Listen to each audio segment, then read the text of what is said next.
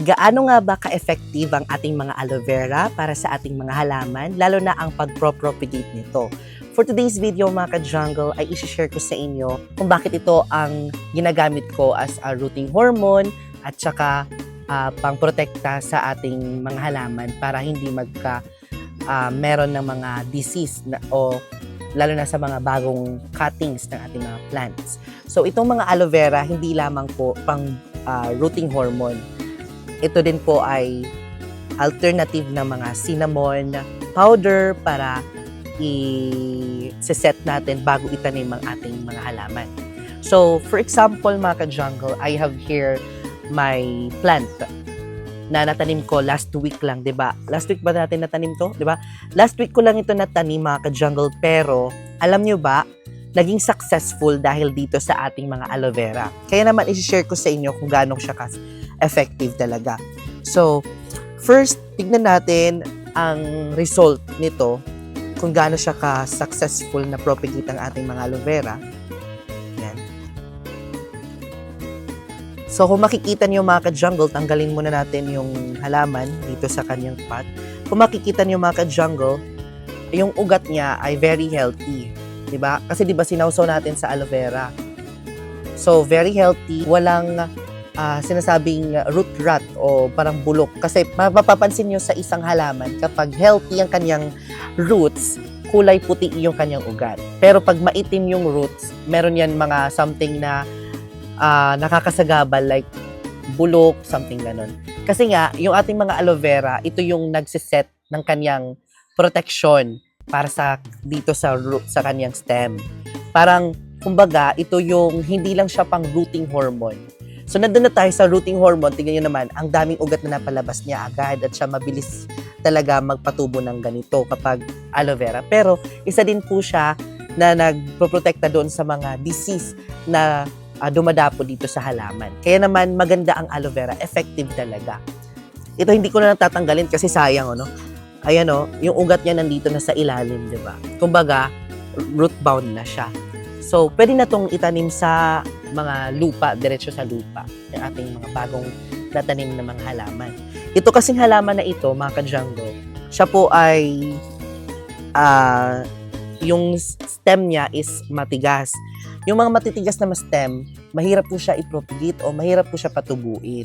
Difference ng mga malalambot lang, kasi mabilis lang sila mapaugat. Kaya like mga succulent, kahit hindi na kayo maglagay ng mga aloe vera plants.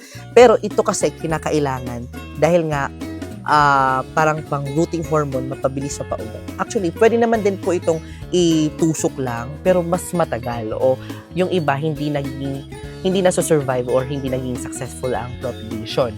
So, ang kinakailangan lang dito, for example, mga ka-jungle, i-demo ko sa inyo kung paano magtanim ng ganitong halaman. So, ikakat nyo lang or kunin nyo lang yung mga dahon kasi hindi naman yan tutubo. Ito, dito kayo magkakat by slanting lang yung cut nyo sa bandang may node. Yan. So, magbilin lang kayo. Mag-iwan lang kayo ng kaunting dahon para ito yung parang palatandaan na ito yung halaman na itinanim nyo. Then, pwede kayong magtusok kuha kayo ng aloe vera. I forgot. Ayan. Kuha kayo ng aloe vera. Maganda yung fresh aloe vera. Tapos, itusok nyo lang dito. Yan. Itutusok nyo lang. Yan. Yung gel niya, parang alternative ng cinnamon. Yan. Kasi, amoy sibuyas siya, di ba? Ayaw ng mga bacteria niyan. So, amoyan nyo yung aloe vera, amoy sibuyas, guys. Tapos, pwede nyo nang itusok yan dyan. Tapos, may nag-comment din, hindi ko daw hinuhugasan yung halaman bago itanim. So, kasi nga, I'm using aloe vera, hindi ko na hinuhugasan sila. Yung aloe vera kasi ang magsiset doon. Pero kung wala akong aloe vera, siguro, kailangan ko hugasan yung kanilang dito, hugasan yung with baking soda, pwedeng gano'n, isiset mo sila sa tubig. Pero kung may aloe vera, pwede na yun. Parang alternative kasi siya sa cinnamon and a water baking soda. Yan. So, yan, tusok-tusok lang ka tayo sa ating tanim na ganun ka-effective ang ating mga aloe vera.